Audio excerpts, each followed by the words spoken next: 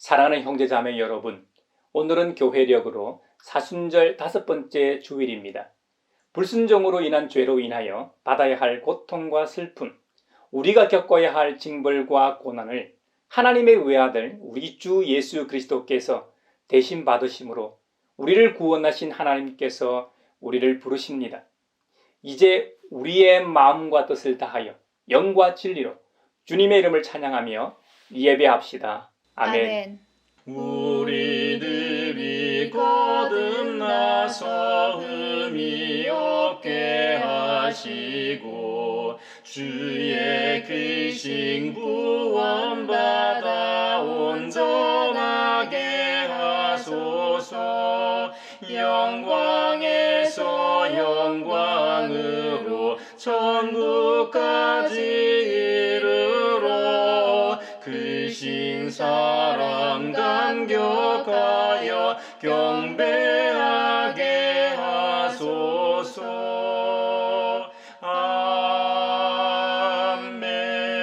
아멘. 주님께서 시온에서 잡혀간 포로를 시온으로 돌려보내실 때에 우리는 꿈을 꾸는 사람들 같았다. 그때에 우리의 입은 웃음으로 가득 찼고 우리의 혀는 찬양의 함성으로 가득 찼다. 그때에 다른 나라 백성들도 말하였다. 주님께서 그들의 편이 되셔서 큰 일을 하셨다. 주님께서 우리 편이 되시어 큰 일을 하셨을 때에 우리는 얼마나 기뻤던가. 주님, 네겝의 시내들에 다시 물이 흐르듯이 포로로 잡혀간 자들을 돌려보내 주십시오. 눈물을 흘리며 씨를 뿌리는 사람은 기쁨으로 거둔다. 울며 씨를 뿌리러 나가는 사람은 기쁨으로 단을 가지고 돌아온다. 아멘.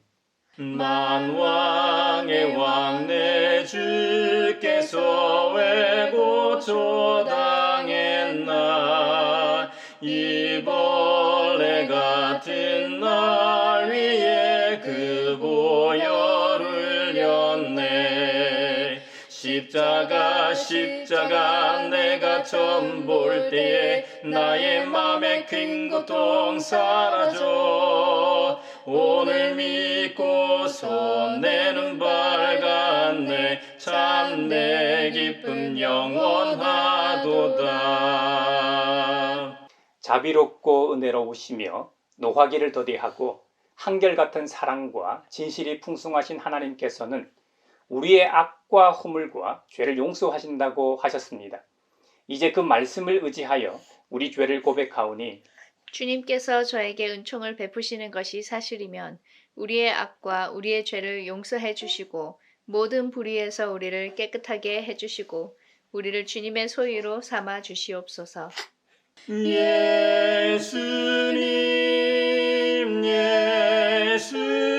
예수님 나의 죄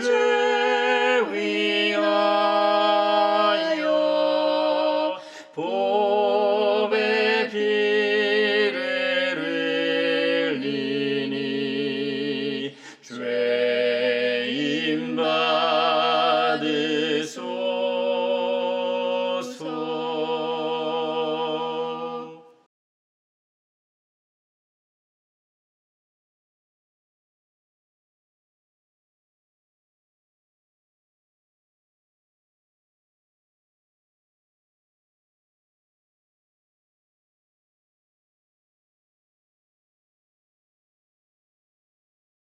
내 이름으로 일컫는 나의 백성이 스스로 겸손해져서 기도하며 나를 찾고 악한 길에서 떠나면 내가 하늘에서 듣고 그 죄를 용서하여 주며 그 땅을 다시 번영시켜 주겠다고 약속하신 우리 아버지 하나님께서 여러분의 죄를 용서하셨음을 주님의 이름으로 선언합니다.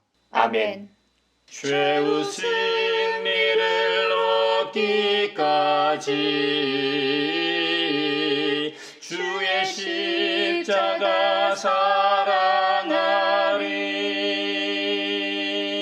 빛남 혈육암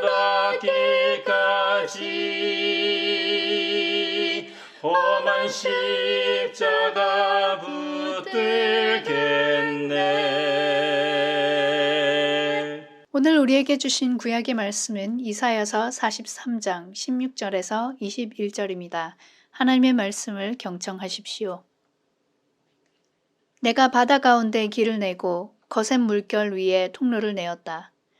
내가 병거와 말과 병력과 용사들을 모두 이끌어내어 쓰러뜨려서 다시는 일어나지 못하게 하고 그들을 마치 꺼져가는 등잔 심지같이 꺼버렸다. 나 주가 말한다. 너희는 지나간 일을 기억하려고 하지 말며 옛 일을 생각하지 말아라. 내가 이제 새 일을 하려고 한다. 이 일이 이미 드러나고 있는데 너희가 그것을 알지 못하겠느냐. 내가 광야에 길을 내겠으며 사막에 강을 내겠다. 들짐승들도 나를 공경할 것이다. 이리와 타조도 나를 찬양할 것이다. 내가 택한 내 백성에게 물을 마시게 하려고 광야에 물을 대고 사막에 강을 내었기 때문이다. 이 백성은 나를 위하라고 내가 지은 백성이다. 그들이 나를 찬양할 것이다. 아름답고 귀한 말씀 생명샘이로다. 아름답고 귀한 말씀 생명샘이로다. 오늘 우리에게 주신 서신의 말씀은 빌립보서 3장 4절 하반절부터 14절입니다. 하나님의 말씀을 경청하십시오. 다른 어떤 사람이 육신에 신뢰를 둘 만한 것이 있다고 생각하면 나는 더욱 그러합니다. 나는 난지 8해 만에 할례를 받았고 이스라엘 민족 가운데서도 베냐민 지파요 히브리 사람 가운데서도 히브리 사람이요 율법으로는 바리새파 사람이요 열성으로는 교회를 박해한 사람이요 율법의 의로는 흠 잡힐 데가 없는 사람이었습니다. 그러나 나는 내게 이루었던 것은 무엇이든지 그리스도 때문에 해로운 것으로 여기게 되었습니다. 그뿐만 아니라 내 주 예수 그리스도를 아는 지식이 가장 고귀하므로 나는 그 밖의 모든 것을 해로 여깁니다. 나는 그리스도 때문에 모든 것을 잃었고 그 모든 것을 오물로 여깁니다. 나는 그리스도를 얻고 그리스도 안에 있는 사람으로 인정받으려고 합니다. 나는 율법에서 생기는 나 스스로의 의가 아니라 그리스도를 믿는 믿음으로 말미암아 오는 의, 곧 믿음에 근거하여 하나님에게서 오는 의를 얻으려고 합니다. 내가 바라는 것은 그리스도를 알고 그분의 부활의 능력을 깨닫고 그분의 고난에 동참하여 그분의 죽으심을 본받는 것입니다. 그리하여 나는 어떻게 해서든지 죽은 사람들 가운데서 살아나는 부활에 이르고 싶습니다. 나는 이것을 이미 얻은 것도 아니며 이미 목표점에 다다른 것도 아닙니다. 그리스도 예수께서 나를 사로잡으셨으므로 나는 그것을 붙들려고 쫓아가고 있습니다. 형제자매 여러분, 나는 아직 그것을 붙들었다고 생각하지 않습니다. 내가 하는 일은 오직 한 가지입니다.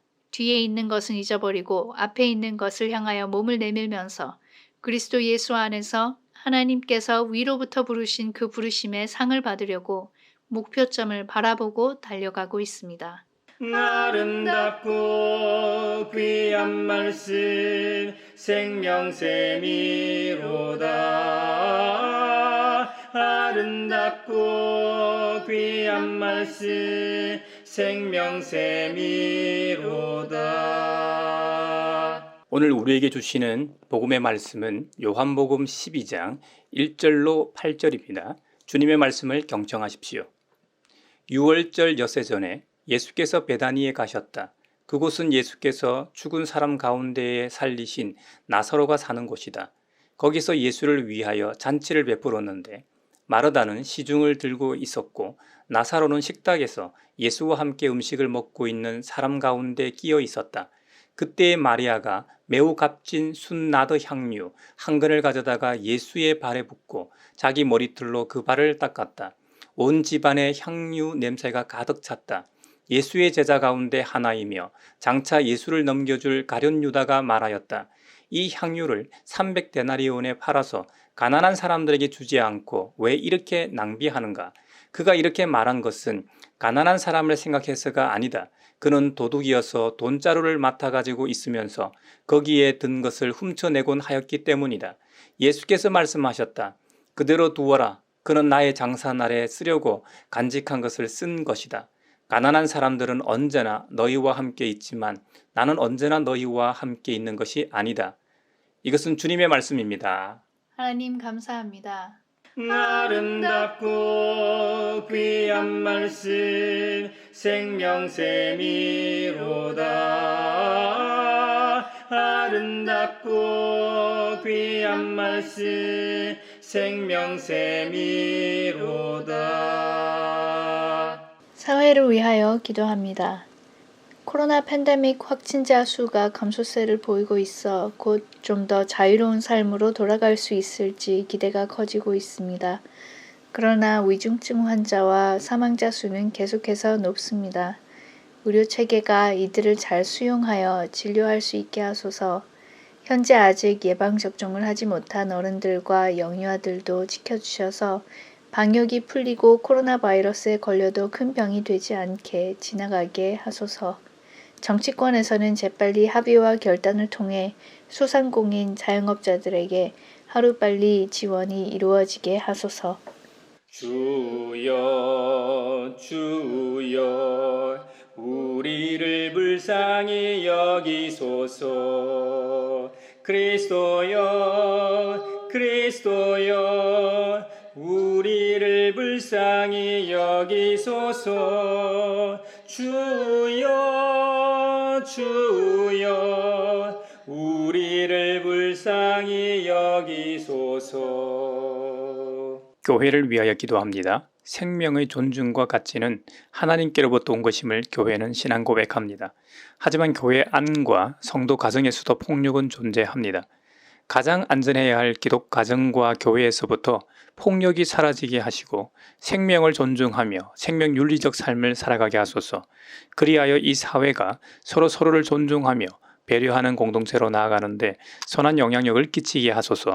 주여 주여 우리를 불쌍히 여기소서. 그리스도여 그리스도여 우리를 불쌍히 여기소서. 주여 주여 우리를 불쌍히 여기소서. 세계 평화를 위하여 기도합니다. 스리랑카에서 대통령 퇴진 요구 시위가 일어나고 있습니다. 에너지난으로 전기가 하루 13시간 공급되지 않고 식품 물가가 30% 이상 치솟고 코로나 팬데믹 이후 살기가 너무 어려워진 탓입니다. 수천 명의 시위대가 경찰과 무력 충돌하고 있는 상황입니다. 스리랑카의 경제, 사회, 정치가 안정되게 하시고 스리랑카 모든 국민이 힘을 모아 에너지난을 하루빨리 극복하여 시민들이 살아가는 데 어려움 없게 하시고 이번 시위로 다치는 사람도 없도록 지켜주소서. 주여 주여 우리를 불쌍히 여기소서. 그리스도여 그리스도여 우리를 불쌍히 여기소서. 주여 주여 우리를 불쌍히 여기소서. 예루살렘 성전이 파괴되고 바빌로니아 포로로 사로잡혀 간 때의 일입니다. 그때 하나님께서 포로 생활로 고된 생활을 하고 있는 선민 이스라엘 백성들에게 회복의 말씀을 주십니다. 세번역 성경 이사야 43장 17절에 나 주가 말한다 할 때 말한다는 원어로 아마르라고 합니다. 원어 성경에는 16줄에 기록되어 있지만 세번역 성경에서는 자연스러운 우리말 번역을 위해 17절로 분류한 점을 참고하십시오. 말한다로 번역된 아마르는 성경에서 보통 이야기하다, 마음으로 말하는 것을 선언할 때나 명령하다, 약속하다 등의 의미로 사용되었습니다. 일반적으로 이 아마르가 사용된 용례를 보면 직접적인 대화나 왕정 시대의 선지자들이 야훼 하나님께서 이처럼 이르시기를 할 때 공식 문구로 인용되곤 했습니다. 예를 들면 말하는 주체는 하나님이시고 듣는 이는 주님께서 택하신 이스라엘 백성이었습니다. 특히 아마르는 이 하나님의 창조 사역에서 말씀으로 천지를 창조하실 때 사용되었습니다. 7일간의 창조 사역에서 무려 10번이나 나타납니다. 이 표현은 신적 명령의 말씀, 곧 창조적 말씀의 전능성을 보여줄 때 사용되었다는 말입니다. 이런 말씀은 공허한 인간의 말과는 차원이 다른 신적 권능의 말씀입니다. 이사야 43장에서 사용된 말한다는 아마르라는 말씀은 창세기에 나오는 천지를 말씀으로 창조하신 전능한 하나님께서 약속한다는 의미를 함축하고 있는 것이죠. 사실 이사야 선지자가 활동할 당시, 더 정확히는 제가 여러 번에 걸쳐 전하였던 것처럼 이사야서는 총 3시기로 나누어지는데, 그 중에 두 번째 이사야인 40장부터 55장에 해당하는 오늘 본문은 예루살렘이 파괴되고 바벨로니아 포로로 사로잡혀 와 있던 주전 6세기 포로기였습니다. 이 상황이라면 얼마나 절망적이었겠습니까? 그들이 아브라함으로부터 믿고 의지했던 야훼 하나님의 패배는 그들의 신앙을 뿌리부터 의심케 했을 겁니다. 그리고 이 포로 생활이 끝날 것 같지 않은 상황이었을 겁니다. 그만큼 절망적인 상황이었단 말입니다. 그들에게 하나님께서는 너희가 곧 바벨로니아에서 빠져나올 것이라는 약속의 말씀을 하고 계시는데, 그들이 좀처럼 믿지 않을 것 같아서 이렇게 말씀하시는 것이죠. 그래서 과거의 구속 역사를 끄집어내십니다. 이사야 43장 16절 이하는 그 옛날 출애굽 때 이집트의 노예 생활에서 벗어나서 약속의 땅으로 들어간 얘기입니다. 내가 바다 가운데 길을 내고 거센 물결 위에 통로를 냈다. 내가 병거와 말과 병력과 용사들을 모두 이끌어내어 쓰러뜨렸다. 다시는 일어나지 못하게 하고 그들을 마치 꺼져가는 등잔 심지같이 꺼버렸다. 나주가 말한다 입니다. 이 사건은 전설로 내려오는 이야기일 뿐만 아니라 이스라엘 백성들은 누구나 자랑스러워하는 그 사건이었습니다. 이 놀라운 일을 행하신 분이 바로 지금 말씀하시는 전능하신 하나님이시라는 겁니다. 2500년 전 고대 근동 지역에 두루 퍼져 있던 국가 간 전쟁은 군사력의 싸움 그 이상으로 각국이 섬기던 신들의 싸움으로 인식되어 패배는 곧 자신이 섬기는 신이 패배한 것으로 인식되었습니다. 이스라엘 백성들조차 그들이 그토록 믿고 의지하던 야훼 하나님이 죽었다고 생각했는데 그게 아니라는 겁니다. 너희 조상들을 이집트에서 구원해낸 야훼 하나님은 죽지 않았고 지금도 살아서 역사하신다는 것을 이 말씀으로 확인시켜 주시는 것이죠. 옛 구원의 역사를 말씀하시면서 주전 586년 예루살렘이 함락됨으로 남유다가 완전히 망한 일을 기억하지 말며 너희가 사륙당하고 포로로 사로잡혀온 옛일을 생각하지 말라고 말씀하십니다. 물론 포로기에 처해 있던 이들의 과거, 비참했던 과거뿐만 아니라 그 옛날 과거 찬란했던 자랑의 역사도 지나간 일이니 기억하지 말고 생각하지 말라는 의미도 포함되어 있습니다. 그리스도인에게 있어 은혜라는 것은 매일 매 순간 주어지는 새로운 것이기 때문입니다.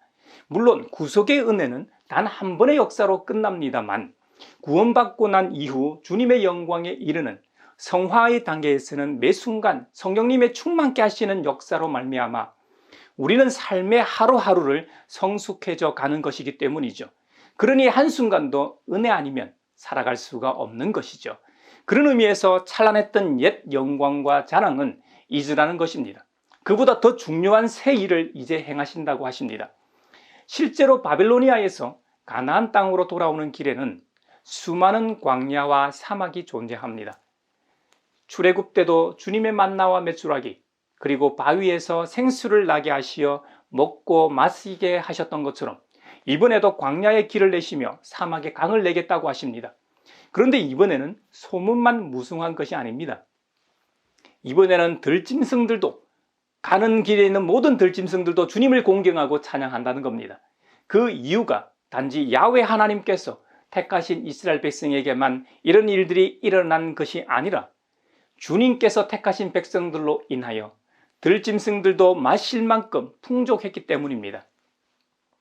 여러분, 이사야 43장 20절에 보면 들짐승들도 나를 공경할 것이다. 이리와 타조도 나를 찬양할 것이다. 내가 택한 내 백성에게 물을 마시게 하려고 광야에 물을 내고 사막에 강을 내었기 때문이다. 선민 이스라엘 백성들로 인하여 들짐승들도 그 혜택을 누렸기 때문이라는 겁니다. 들짐승은 우리 하나님께서 베푸실 강물의 양이 풍성할 것임과 반드시 구원의 역사가 이루어질 것임을 나타내기 위함입니다. 반대로 기존의 강물이 있는데 그것을 막거나 마르게 한다고 생각해 보십시오. 어떻게 되겠습니까? 찬양하기는커녕 원성이 높아만 갈 것입니다. 그 예가 인도 차이나 반도에서 일어나고 있는 일 아닙니까? 히말라야 티벳 고원에서 발원하여 중국, 미얀마, 태국, 라오스, 캄보디아, 베트남을 거쳐 남중국해로 흐르는 강이죠. 메콩강은 그 지류에 의존하여 생활하고 있는 약 1억 명의 사람들에게 영향을 미칩니다. 그런데 중국이 물 확보를 위해 상류의 댐을 여러 건설함으로 미얀마, 태국, 라오스, 캄보디아, 베트남에 악영향을 끼치고 있습니다. 이웃 나라 간 물 분쟁으로 번졌지만 중국을 대적할 수 없는 동남아 국가들로서는 속수무책인 상황입니다. 이렇듯 예나 지금이나 물은 생명 있는 존재들에게는 생명의 근원입니다. 주님께서 선민 이스라엘에게 베푸신 은혜로 말미암아 그들이 지나가는 광야와 사막에도 많은 생명들이 혜택을 본다는 것은 우리에게 시사하는 바가 크다 하겠습니다. 오늘날 한국 교회를 비롯하여 전 세계의 모든 교회가 하나님의 은혜로 이와 같은 구원과 풍족함을 누리며 살고 있습니다. 이런 풍족함은 우리만을 위한 것이 아님을 오늘 본문은 확실하게 하고 있습니다. 하나님의 특별한 사랑은 택함을 받은 우리를 통해 우리를 둘러싼 모두가 함께 누리는 것입니다. 그럴 때 그들도 그 은혜로 말미암아 하나님을 공경하고 찬양하게 된다는 것이죠. 또 여기서 들짐승이 하나님께 영광을 돌린다는 사실은 직접적인 구원과 은혜의 수혜자인 이스라엘 백성들이 반드시 하나님께 영광을 돌려야 함을 보여주는 것이죠. 오늘을 살아가는 우리도 마찬가지입니다. 우리가 하나님께 영광을 돌리지 않는다면 이게 말이 되겠습니까? 그래서 주님께서는 이사야 43장 21절에 직접적으로 말씀하십니다. 이 백성은 나를 위하라고 내가 지은 백성이다. 그들이 나를 찬양할 것이다. 할렐루야. 이것이 하나님께서 이스라엘 백성들을 구원하시고 회복시키는 이유입니다. 우리라는 존재는 본래부터 하나님을 찬양하기 위한 존재라는 겁니다. 그 말은 찬양대처럼 맨날 입으로 찬양하는 존재라는 의미가 아닙니다. 물론 주일마다 예배 때마다 곡조 있는 찬양을 하는 것도 포함됩니다만 더 본질적으로 우리의 삶을 통해 찬양하는 것을 의미합니다. 하나님의 형상을 닮은 존재로서 하나님처럼 말하고 하나님처럼 사랑하는 것 말입니다. 하나님께서 이스라엘 백성들에게 어떻게 하셨는지 성경을 통해 잘 보십시오. 그들은 살만하면 하나님을 배반하고 외면했습니다. 그때마다 사랑의 채찍으로 정신 차리야 하면 잘못했다고 회개하고 다시 회복되면 얼마 가지 않아 또 죄를 반복해서 짓곤 했습니다. 그때마다 주님은 인내로 그들이 돌아오길 기다리셨습니다. 그리고 잘못했다고 회개만 하면 그들의 죄를 지우개로 지우듯이 완전히 잊으셨습니다. 그런 분이 우리 하나님이십니다. 이스라엘 백성은 우리의 모습입니다. 시간과 공간, 생활 환경만 달라졌다 뿐이지 죄성은 똑같고 악순환의 고리는 여전히 유효합니다. 그 옛날 이스라엘 백성들을 참고 인내하며 기다리셨던 주님은 동일하십니다. 여전히 우리를 찾고 기다리고 계십니다. 그리고 우리의 경배와 찬양에 배고파 하십니다. 우리를 구속하신 주님을 찬양하는 저와 여러분이 되시길 바랍니다. 바벨로니아 포로기에 있던 이스라엘 백성들을 위한 구원 계획은 이미 이루어졌습니다. 그리고 주님은 이제 새로운 일을 행하신다고 하셨습니다. 새 출애굽이요, 새 바벨론 구원입니다. 이 궁극적인 구원은 예수 그리스도의 구원을 말합니다. 그 어떤 양식보다 생수보다 큰 은혜가 예수님으로 인한 구원일 겁니다. 어찌 구원받은 우리가 그 엄청난 은총을 찬양하지 않을 수 있겠습니까? 오늘 신약 본문인 빌립보스와 요한복음에는 두 사람이 등장합니다. 그 둘 다 자신의 방법으로 하나님을 찬양하고 있습니다. 한 사람은 2000년 전 그 당시에도 꽤나 덕망있던 사도 바울입니다. 그의 증언에 의하면 그는 육신으로는 자랑할 게 아주 많은 사람이었습니다. 누구에게도 뒤지지 않는 사람이었다는 말입니다. 그는 율법대로 난지 8일 만에 할례를 받았고 이스라엘 민족 가운데서도 베냐민 지파요, 히브리 사람 가운데서도 히브리 사람이요, 율법으로는 바리새파 사람이요, 열성으로는 교회를 박해하는 사람이요, 율법의 의로는 흠 잡힐 데가 없는 사람이었다라고 증언합니다. 그런데 말입니다, 이렇게 자랑스러운 이력들을 그리스도 때문에 회로운 것으로 여기게 되었다는 겁니다. 여러분, 이건 또 무슨 말일까요? 우리 주 그리스도를 얻기 위해서 부모에게서 물려받은 조건과 자신이 업적인 과거 이력뿐만 아니라 학자로서 자신의 학식을 포함하여 모든 것을 오물로 여겼다는 겁니다. 과거에는 이익으로 보이던 것들이 이제는 손해로 보이게 되었다는 겁니다. 그래서 오물로 여겼다는 것이죠. 우리 교회가 보는 세번역 성경 말고 개역 개정판에서는 배설물로 여겼다고 했는데 과거의 이익들이 배설물로 보였다는 겁니다.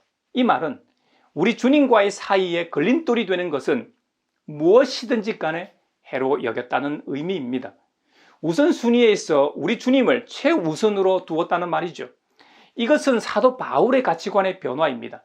이 가치관의 변화를 가져온 것은 바로 예수 그리스도 때문입니다. 우리 주님의 천국 비유처럼 천국은 마치 밭에 감추인 보화와 같은데 어떤 사람이 이를 발견한 후 자기의 소유를 다 팔아 그 밭을 샀다는 것과 같습니다. 바울은 그리스도를 만난 이후로 가치관과 삶이 완전히 변했습니다. 저나 여러분이 예외 없이 돈을 좋아하니까 가계부나 금전출납부나 손익계산서를 한번 상상해 보십시오. 바울의 인생 손익계산서를 보면 주님을 만나기 전에는 이익 부분에 세상에 태어난 이후로 가지고 있던 생내적 후천적 자랑거리들이 적혀 있고 손해 부분에는 그리스도와 관계된 모든 것들이 적혀 있었습니다. 그러나 이제는 그리스도에 관한 것들이 모두 이익 부분으로 넘어오고 육체적 자랑거리들은 모두 손해 부분으로 넘어가 기록되어 있는 것입니다. 그렇다고 모든 것을 다 버리라는 말이 아닙니다. 사도 바울의 경우를 봐도 중요한 것은 가치관의 변화이지 자신의 출신인 베냐민 지파에서 자신의 이름을 파낸 것이 아닙니다. 자신의 학식을 수단으로 복음을 전하였고 심지어 로마 시민권을 선교 사역에 잘 활용하기까지 했습니다. 우리 사회에서 중요시 여기는 학력이나 지위, 권력이 의리의리할 정도로 성공한 사람이 그리스도인이 되었다고 가정해 봅시다. 그의 학력과 지위와 성공을 다 버려야 할까요? 그렇지 않습니다. 과거의 자랑거리들을 이제는 그리스도 중심으로 재평가하고 상대화해야 합니다. 과거의 목적으로 보던 모든 것들을 오히려 주님을 위한 수단으로 만드는 것이 중요합니다. 사도 바울을 통해 우리가 기억해야 할 것은 우리의 가치관의 변화임을 기억합시다. 오늘 신약 본문에서 두 번째 인물인 향유 여인 마리아는 어떻게 주님을 찬양했는지 만나봅시다. 예수님께서 예루살렘으로 올라가시는 길에 첫 번째로 머무신 곳이 베다니입니다. 베다니는 익숙하죠. 죽음과 부활이 실현된 장소로서 죽었던 나사로를 살린 곳이죠.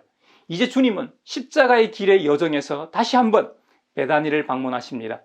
예수님은 이미 이곳에서는 유명한 인사이셨기 때문에 그곳에 환영잔치가 열렸습니다. 마르다는 섬기고 있고 나사로는 예수님과 함께 식탁에 앉아 음식을 먹고 있었습니다. 그때 마리아가 매우 값진 순나드 향유 한 근, 즉 300데나리온 가치가 나가는 향을 가져다가 예수님의 발에 붓고 자기 머리털로 그 발을 지극정성으로 닦는 일이 벌어졌습니다. 데나리온은 당시 노동자의 하루 품삯이었습니다. 그러니까 주일을 쉰다고 치면 노동자가 약 1년을 일해야 받을 수 있는 돈이었다는 말입니다. 굳이 지금으로 환산하면 약 3천만 원 정도 될 겁니다. 이 장면에서 마리아는 자신의 전 재산일지도 모르는 귀한 것을 주님께 바치는 장면이 나오고 그것을 바라보는 사람은 제각각 여러 생각을 했을 겁니다. 그 중에서도 대표적으로 예수님의 제자 중 돈 관리를 맡았던 과련 유다가 나서서 한마디 합니다. 마리아가 향유를 예수님 발에 붓는 것을 보고 과련 유다는 이 향유를 300데나리온에 팔아서 가난한 사람들에게 주지 않고 왜 이렇게 낭비하는가 하고 질책했습니다. 결과적으로 우리 주님께서 마리아의 손을 들어주심으로 마리아의 행위가 참으로 귀한 행위였음이 판가름 났습니다만, 여러분, 일반적으로 생각할 때 가룟 유다의 항변이 틀리지 않는 것 같습니다. 하지만 우리가 여기서 생각해 볼 문제가 있습니다. 마리아는 향유를 부음으로써 형제인 나사로를 죽음에서 생명으로 인도하신 예수님께 감사를 표했다는 점입니다. 가룟 유다가 밝히고 있는 것처럼 순전한 나드 향유의 가치가 굉장한 것은 분명하지만, 마리아는 죽음과 생명 앞에서는 만몬으로 대표되는 물질을 하찮은 것으로 여기고 있다는 점입니다. 그래서 마리아는 비싼 향유를 붓는 것에 그치지 않고 자신의 머리털로 예수님의 발을 씻고 닦음으로써 자신의 오라비 나사로를 죽은 자 가운데서 살려내신 예수님께 감사를 표하고 있다는 겁니다. 사망 권세를 이기신 예수님께 마리아 자신의 신앙 고백을 드리고 있는 것입니다. 이런 행위는 마리아 역시 가치관의 변화를 보였기 때문에 가능한 일일 겁니다. 반면 가룟 유다는 어떻습니까? 마리아의 행위에 대하여 합리적이고 인도주의적인 비판적 자세를 취하고 있죠. 그렇다면 가룟 유다의 비판은 가난한 자들을 위한 거룩한 분노일까요? 요한복음 12장 6절에 보면 그가 이렇게 말한 것은 가난한 사람을 생각했어가 아니다. 그는 도둑이어서 돈자루를 맡아 가지고 있으면서 거기에 든 것을 훔쳐내곤 하였기 때문이다 라고 기록하고 있다는 점입니다. 가난한 자들을 위하는 척했지만 실상은 그가 도적이기 때문이라는 겁니다. 유다는 잘 알려진 대로 예수님 제자 공동체의 재정 출납을 담당했던 회계였는데 돈의 유혹을 뿌리치지 못하고 횡령하였다는 겁니다. 한마디로 겉과 속이 다른 사람이었다는 말입니다. 겉은 의를 추구하나 속으로는 악을 품고 있다는 말입니다. 무엇보다 중요한 것은 가룟 유다는 마리아를 이해하지 못했다는 점입니다. 마리아 입장에서 왜 이런 행동을 했을까? 한 번이라도 생각해 보지 않았다는 것이죠. 물질에 관심이 많은 자로서 향유의 가치는 쉽게 판단할 수 있었지만 마리아가 왜 향유를 붓는지 그 동기에 대해서는 관심이 전혀 없었습니다. 가룟 유다의 눈에는 마리아 오라비인 나사로를 살리신 일, 즉 죽음에서 생명으로 옮기신 일에 대한 감사하는 마음을 보지 못했다는 겁니다. 가룟 유다에게는 물질의 가치가 생명의 가치보다 더 중요했던 것이죠. 우리도 살아가다 보면 이럴 수가 있습니다. 특히 교회나 주님의 일을 할 때조차도 좀 더 효율성을 따질 때 범하기 쉬운 일입니다. 우리가 사역할 때나 살아갈 때 주님의 마음을 본받는 것과 타인에 대한 배려가 있어야 한다는 점입니다. 타인에 대한 배려는 그들의 입장에서 섬기는 것임을 명심해야 합니다. 희망의 빛이라고는 한 점도 없는 절망 가운데 있는 바벨로니아 포로기의 이스라엘 백성들에게 오늘 이사야 43장에서 새 일을 행하시는 분은 살아계신 창조주 하나님, 전능하신 권능의 하나님이십니다. 그리고 새 일은 출애굽의 해방과 구원을 연상시키는 바벨로니아 포로 생활의 해방을 상징했습니다. 그 해방과 회복은 신약시대 예수 그리스도의 구원 사역으로 이어졌습니다. 그리고 구원받은 자들이 어떤 삶을 살아가는지 사도 바울과 마리아를 통해 살펴보았습니다. 이 세상을 살아가는 가치관의 변화야말로 구원받은 자들에게서 찾을 수 있는 모습일 겁니다. 그 가치관이라는 것은 예수님을 만나기 전 사도 바울이나 물질에 사로잡혀 있던 가룟 유다처럼 세상의 가치가 우선순위일 겁니다. 하지만 예수님을 만난 자, 구원받은 자는 예수님이 세상 제일의 가치요 우선순위가 됩니다. 사순절은 유일한 구원자요 가치인 예수님을 깊이 묵상하는 절기입니다. 이번 한 주간도 우리의 가치관을 다시 점검하며 예수님과 함께 동행하는 저와 여러분이 되시길 바랍니다.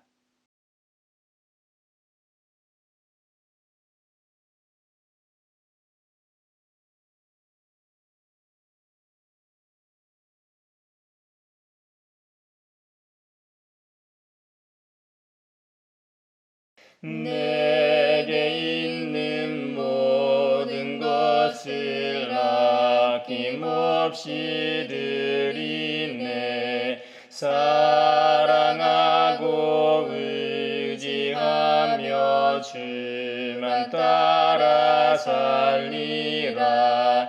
주께 드리네. 주께 드리네. 사랑하는 구주 앞에 모두 드리네. 여기에 모인 우리는 우리의 믿음의 역사와 사랑의 수고와 우리 구주 예수 그리스도에 대한 소망의 인내를 여기 연보에 담아 올려드립니다. 주님께서 말씀하신 대로 인색함으로나 억지로 하지 않고 완전함을 위한 하나가 되게 하신 은혜에 감사하여 각각 그 마음에 정한 대로 즐거운 마음으로 바치오니 향기로운 예물이 되게 하소서. 은혜의 주님, 우리의 정성을 어여삐 여기시어 주님께서 베푸신 은혜에 비하면 보잘것없지만 말씀하신 대로 미리 구별하여 드리오니 기쁘게 받으시옵소서. 우리의 가진 것이 비록 적어도 바치는 기쁨은 더 커지고 비록 버는 것이 적어도 나누는 즐거움은 더욱 넘쳐 우리 믿음의 소문이 각처에 퍼지게 하소서. 우리 주 예수 그리스도의 이름으로 감사하며 기도하옵나이다. 아멘. 그 선한 힘에 고요히 감사하여 그 놀라운 평화를 누리며 나 그대들과 함께 걸어가네. 나 그대들과 한 해를 여네. 지나간 허물 어둠의 날들이 무겁게 내 영혼 짓눌러도 오 주여 우릴 외면치 마시고 약속의 구원을 이루소서. 그 선한 힘이 우릴 감싸시니 믿음으로 일어나길 기대하네. 주 언제나 우리와 함께 계셔 하루 또 하루가 늘 새로워. 평화의 인사를 나누겠습니다. 주님의 평화를 빈다. 빕니다. 주님의 평화를 빈다 얘들아. 주님의 평화가 여러분과 함께 하시길 바랍니다. 이제 축도하겠습니다. 우리를 하나님 나라의 백성으로 부르신 아버지 하나님께서 여러분에게 복의 복을 내려주셔서 언제 어디서나 여러분을 지키시기를 원하며 주님께서 그분의 인자한 얼굴을 여러분에게 비추사 필요에 따라 물질과 건강과 은혜 베푸시기를 원하며 주님께서 여러분이 하는 일과 가정과 자녀들과 함께 하시길 원하며 주님의 몸된 하나의 거룩하고 보편적인 사도적인 모든 교회와 코로나 종식을 바라는 이 나라와 세계 그리고 우크라이나 전쟁 종식과 그리스도를 만남으로 가치관의 변화대로 살아가고자 다짐하는 사람들 위에 평강 주시기를 성부와 성자와 성령의 이름으로 축원하옵나이다. 아멘.